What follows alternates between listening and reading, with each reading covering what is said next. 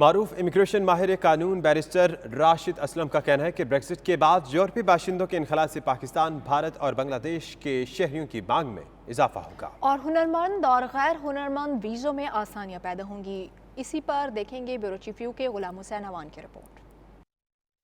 جی بالکل، ہمارے ساتھ اس وقت لندن میں بیرسٹر راشد اسلم صاحب موجود ہیں۔ برطانوی امیگریشن قوانین کے اندر جو ہے اس وقت کافی تبدیلیاں آ رہی ہیں اور کامن ویلتھ کنٹریز کو ایک نیا ویزا متعارف کرایا گیا ہے جس کا کامن ویلتھ کنٹریز کے شہریوں کو فائدہ ہوگا، ایگریکلچر ویزا۔ ان سے یہ پوچھتے ہیں کہ اگر بریگزٹ کے بعد اگر یورپین یونین کے جو سٹیزن ہیں وہ برطانیہ میں کم آئیں گے یا نہیں آئیں گے، تو جو کامن ویلتھ کنٹریز کے سٹیزن ہیں ان کو اس ویزے کا کتنا فائدہ ہوگا؟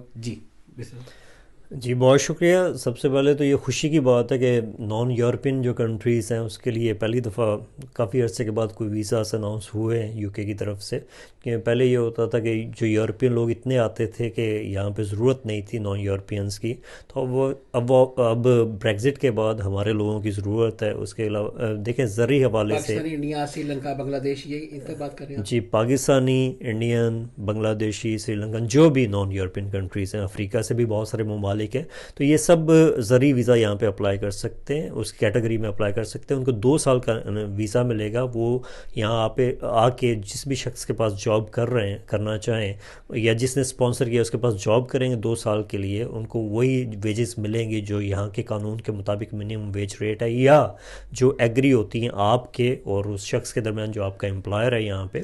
تو اس ویزے کو ہم کہہ سکتے ہیں کہ نان اسکلڈ ویزا یہ؟ جی بالکل نان اسکلڈ ویزا ہے یہ۔ اس میں اوبیسلی آپ کو محنت کرنا پڑتی ہے، جسمانی محنت زیادہ ہے اس میں، اس وجہ سے ہی یہاں ایسے کنٹریز سے ہی اس کو اپلائی کیا گیا کہ جہاں پہ اوبیسلی اگر تعلیم نہ بھی ہو تو لوگ اپلائی کر سکتے ہیں۔ اس کے علاوہ 2-3 اور کیٹیگریز اناؤنس کی گئی ہیں، جیسے اسٹارٹ اپ ویزا۔ میں یہ سمجھتا ہوں وہ بڑی اچھی کیٹیگری ہے ہمارے لوگوں کے لیے، کہ وہ لوگ جن کے پاس کوئی ایسا آئیڈیا ہے، نیا آئیڈیا کہ وہ یو کے میں بزنس کر سکتے ہیں، یہاں کی جو مارکیٹ ہے اس کو ٹچ کرنا چاہتے ہیں، تو وہ اسٹارٹ اپ ویزا اپلائی کر سکتے ہیں۔ اس ویزا میں سب سے اہم بات ہے کہ آپ کو کوئی ایسی لمٹ نہیں دی گئی کہ کم از کم سرمایہ کتنا آپ یہاں پہ انویسٹ کریں گے، آپ تھوڑے پیسوں سے بھی بزنس کر سکتے ہیں۔ منیمم تو ہوگا نا، کتنے پیسے لگیں گے؟ اسٹارٹ اپ ویزا کے لیے ایسی کوئی ریکوائرمنٹ نہیں ہے کہ آپ اتنے پیسے انویسٹ کریں، آپ کے پاس اچھا آئیڈیا ہونا چاہیے، قابل عمل آئیڈیا ہونا چاہیے۔ کسی کے پاس پیسے نہ ہوں تو پھر اگر پیسے نہ ہوں تو یہاں پہ بینکس ہیں، آپ ان کو اپلائی کریں۔ انڈورسمنٹ باڈیز یہاں پہ موجود ہیں، کیونکہ اس کا طریقہ کار یہ ہوگا کہ آپ ایک بزنس پلان بنائیں گے، اس کے بعد آپ اس بزنس پلان کو یہاں پہ جو انڈورسمنٹ باڈیز کی لسٹ ہوم آفس نے پرووائڈ کی ہے اس کو بھیجنا پڑے گا، وہ پھر انڈورسمنٹ سرٹیفکیٹ دیں گے جس کی بیسس پہ آپ ویزا اپلائی کریں گے۔ ایک اور کیٹیگری اسی طرح کی انوویٹر ویزا، پہلے یہاں پہ گریجویٹ انٹرپرینور ویزا ہوتا تھا، اس کو تھوڑا سا چینج کر کے انوویٹر ویزا کا نام دیا گیا۔ اس میں ریکوائرمنٹ ہے کہ 50,000 آپ کے پاس ہونے چاہیے۔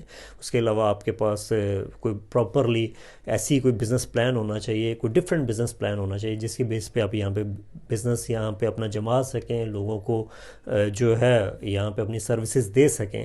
تو اس حوالے سے تو پھر ویزا ان کا ایکسٹینڈ ہو گیا، ان کو برٹش نیشنلٹی بھی مل سکتی؟ جی، انوویٹر ویزا میں بالکل 5 سال کے بعد آپ انڈیفینٹ کے لیے اپلائی کر سکتے ہیں۔ جو اسٹارٹ اپ ویزا ہے وہ 2 سال کا ہے۔ 2 سال کے بعد آپ نے یا تو اس کو سوئچ کرنا ہے انوویٹر کیٹیگری میں یا کسی اور میں، یا پھر آپ واپس چلے جائیں گے۔ لیکن اس میں زیادہ لوگ، میں یہ سمجھتا ہوں جب اسٹیبلش بزنس ہو گیا ہوگا تو وہ اس کو سوئچ کریں گے انوویٹر کیٹیگری میں یا کسی اور کیٹیگری میں۔